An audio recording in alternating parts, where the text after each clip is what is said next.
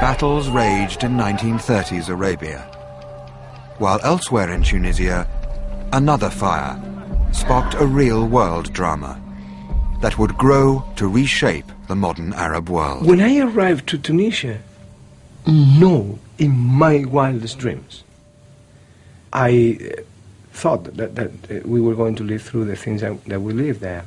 I remember the word that I used to describe what I saw, and it was anesthesia.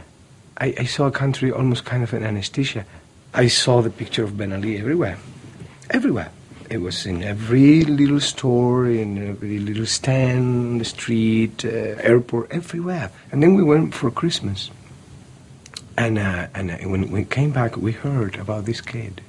On December the 17th, Mohamed Bouazizi took to the streets with his fresh produce cart to earn a day's wage.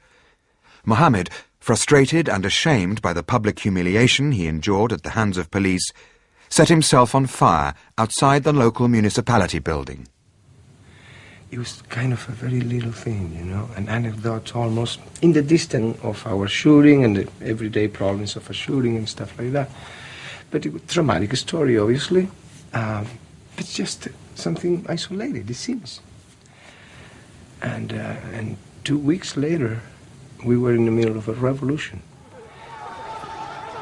I mean, how that changed in front of our faces in such a short time, so much, was something really unbelievable. The days were going by, the tension was increasing. And it was very difficult for everybody to now hide feelings. There's a camera running, you got to come in for hair and makeup, it's a routine. But then when something from the outside interferes with the routine and you have to work around it, that makes it, in a way, dangerously challenging. I remember one night running in my Arab suits to my car. And we opened the doors of the car. I said to my driver, open the doors of the car because Ben Ali is going to give a speech. And if they want to listen, the people that is with you now that they are not on the set, I'm fine with that. But I didn't understand what the guy was saying. He was speaking in Arabic. So somebody was translating to me, and they were amazed that I was very interested in the car, just waiting for the news of Ben Ali. And it was extraordinary to see the reaction because they were so happy. I mean, this guy never talked in the way that he talked. You know, open liberties for the country. They were so happy. But it was not enough. I mean, they were as much unconnected because they were in the movie as I was of the reality that was happening until we arrived to the 14th of January. I was preparing a shot with Antonio Banderas and a large number of very important Tunisian actors. And my producer, Tarak, comes and says, you know what, I think we should cut a bit sooner today. He says, there's some movement. The Minister of Interior, apparently, he just left. He just presented his demission. He's not there anymore. I'm saying, no, but I'm ready to shoot. He said, no, it's better to really stop now. Apparently the people is now in front of the presidential palace and the situation is getting worse and worse. They have seen some tanks over here.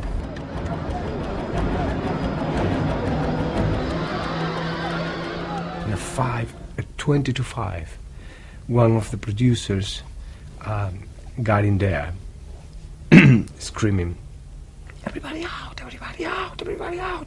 Military coup, the military took power, Ben Ali is out of the country. Yeah, we could see plumes of smoke, we could see fires in the distance.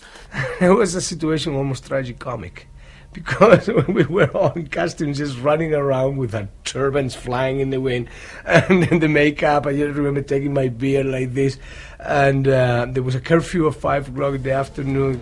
Coming out of Tunisia, reports that the president, Zine El Abidine Ben Ali, has left the country and the army has taken... Even with the aftermath of the revolution reaching every aspect of life in the country, the filmmakers and their team were determined to keep going with their own story of upheaval in the Arab world. Parler en français, donc je suis venu pour vous rassurer, pas de faire de discours pour vous expliquer la situation exact sur le plan sécuritaire et juridique. Il n'y a pas eu de coup d'État militaire.